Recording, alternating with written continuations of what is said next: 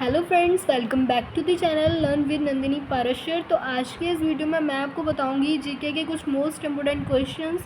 चलिए वीडियो को स्टार्ट करते हैं। तो आपका पहला क्वेश्चन है, भारत का राष्ट्रीय गीत वंदे मातरम कहाँ से लिया गया है? तो जो हमारा भारत का राष्ट्रीय गीत है वंदे मातरम, उसे बंकिम चंद्र चट्टोपाध्याय द्वारा सन 1882 में रचित आनंद मठ उपन्यास से लिया गया है। अब देख लेते हैं हमारा नेक्स्ट क्वेश्चन। यूपीएससी की प्रथम महिला अध्यक्ष कौन थी? हमारी जो यूपीएससी होती है, यूपीएससी की फुल फॉर्म होती है friends union public service and commissions. So union public service and commissions UPSC की प्रथम महिला अध्यक्ष कौन थी? So the answer is Rose Millian Mathew. Rose Millian Mathew UPSC की प्रथम महिला अध्यक्ष थी। नेक्स्ट क्वेश्चन है हमारा, किस संविधान संशोधन द्वारा मत देने की न्यूनतम आयु 18 वर्ष की गई थी? मत होता है दोस्तों, वोट होता है, मत का मतलब होता है वोट। तो वोट देने की न्यूनतम आयु मतलब कम से कम आयु 18 वर्ष की गई थी। जब जैसे वोट देना स्टार्ट हुआ था, तो ऐसा कौन सा संविधान था, कौन सा संविधान संशोधन था, बदलाव था, जिसमें वोट देने की आयु कम से कम 18 वर्ष की गई थी? सो द आंसर इज 61वें संविधान संशोधन अधिनियम, जो कि 1989 में हुआ था। ठीक है,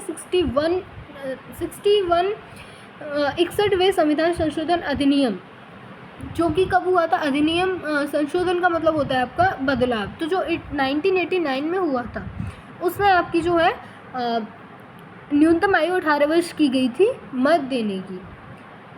टिटिकाका झील कहाँ पर स्थित है? So the answer is Peru और बोलीविया। क्वेश्चन है, उच्चतम न्यायालय की पहली महिला न्यायाधीश कौन थी? मीरा साहिब फातिमा बीबी।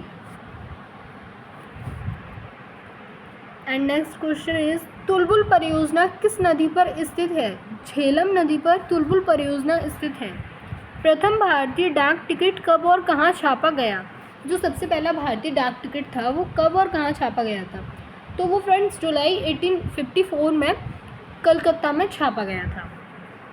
विश्व में ऐसी कौन सी झील है जो प्रत्येक 12 वर्ष बाद मीठे व खारे जल में परिवर्तित रहती है? मतलब हमारी जो पूरा वर्ल्ड है उसमें ऐसी कौन सी झील है जो हर 12 वर्ष के बाद कभी मीठा जल कर देती है और कभी खारा जल कर देती है, मतलब परिवर्तित होती रहती है, वेरी करती रहती है, चेंज होती रहती है। ठीक है, तो ऐसी कौन सी झील है? उस झील का नाम है तिब्बत की ओरोत्सो झील। The question is, doctor Bhimrao Ambedkar का जन्म स्थान कहाँ है? जो हमारे डॉक्टर भीमराव अंबेडकर जी हैं, उनका जो जन्म स्थान है, उनका जन्म कहाँ हुआ था? तो उनका जन्म हुआ था मध्य प्रदेश के महू में। महू। भारत में सर्वाधिक वर्षा वाला स्थान मासिनराम किस राज्य में स्थित है? मतलब भारत में वहाँ बहुत ज़्यादा वर्षा होती है, वो स्थान है मासिनराम। तो वो कौन से राज्य में स्थित है? वो है मेघालय में। संविधान सभा ने राष्ट्रीय ध्वज के डिज़ाइन को कब स्वीकृति प्रदान की थी?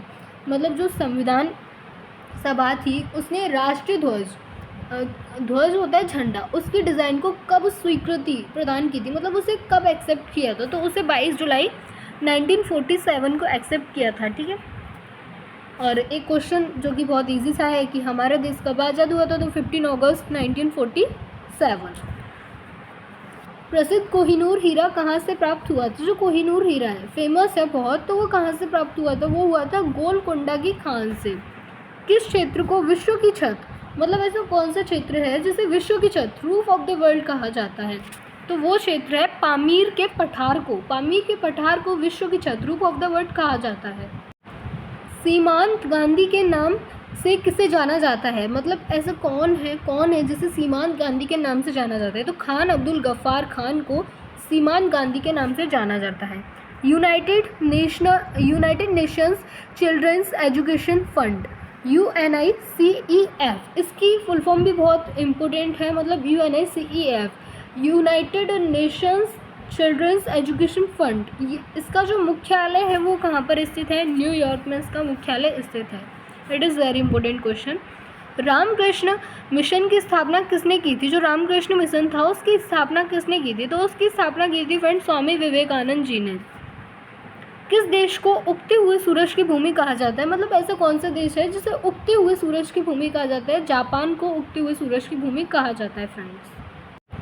So the question is Lok Sabha का सदस्य बनने के लिए न्यूनतम आयु कितनी होनी चाहिए। मतलब अगर आप या मतलब कोई बंदा लोकसभा का एक सदस्य बनना चाहता है, लोकसभा में शामिल होना चाहता है, सदस्य बनना चाहता है उसका, तो उसके लिए न्यूनतम मीन्स कम से कम कितनी आयु होनी चाहिए। ठीक है, तो कम से कम उसके लिए 25 वर्ष की आयु होनी चाहिए, तब कोई लोकसभा का सदस्य बन सकता है। भारत का राष्ट्रीय जलीय जीव कौन सा है? जो भारत है अपना, उसका राष्ट्रीय जलीय जीव कौन सा है? तो ऑब्वियस सी बात है, सब जानते होंगे, गंगा डॉल्फिन। प्रथम क्रिकेट विश्व कप जीतने वाला देश कौन सा है? ऐसा कौन सा देश है जिसने सबसे पहला क्रिकेट विश्व कप जीता था? तो वो है वेस्ट इंडीज़। राज्यों में संवैधानिक तंत्र विफल होने पर राष्ट्रपति शासन किस अनुच्छेद के आधार पर लगाया जाता है? जब राज्यों में संवैधानिक तंत्र विफल हो जाता है, ठीक है, तो जो राष्ट्रपति शासन है वो किस अनुच्छेद के आधार पर लगाया जाता है? विफल हो जाता है मतलब सक्सेसफुल नहीं हो पाता है। ठीक है, तो अनुच्छेद 356 के आधार पर लगाया जाता है, अनुच्छेद 356। अच्छा फ्रेंड्स, अब ये एक झील है, सुपीरियर झील, बहुत इंपॉर्टेंट है, क्वेश्चन बहुत ज़्यादा पूछ लिए जाते हैं आपके कॉम्पिटिटिव एग्जाम्स में। तो सुपीरियर झील कहाँ पर स्थित है? तो ये संयुक्त राज्य अमेरिका और कनाडा में स्थित है। और हाँ, ये भी आप याद रखना कि जो अमेरिका और कनाडा है वो एक संयुक्त राज्य है, और अगर आप चाहते हैं ये संयुक्त राज्य है, ठीक है, और ऐसे बहुत सारे अलग अलग तरीके के नाम होते हैं संयुक्त राज्य। कोई देशों को मिलाकर बना है, कोई किसी को मिलाकर, ऐसे राज्यों को मिलाकर देश बना है, कोई देशों को मिलाकर, मतलब ऐसे छोटे छोटे देशों को मिलाकर बना है, ऐसा। तो अगर आप इन पर चाहते हैं कि मैं ये सब बता दूं आपको, तो मैं एक शॉर्ट्स वीडियो बनाऊंगी बहुत अच्छी, अगर आपको चाहिए तो आप कमेंट कर देना। भारत का नेपोलियन किसे कहा जाता है? जो हमारा भारत है उसके नेपोलियन किसे कहा जाता है? तो उसे समुद्रगुप्त को भारत का नेपोलियन कहा जाता है। स्वाइन फ्लू किस विषाणु से फैलता है? स्वाइन फ्लू आप जानते होंगे फ्रेंड्स, एक वायरस है स्वाइन फ्लू। तो ये किस विषाणु से फैलता है? तो H1N1 से ये फैलता है। विश्व संस्था संगठन कहाँ स्थित है? जो फ्रेंड्स हमारा विश्व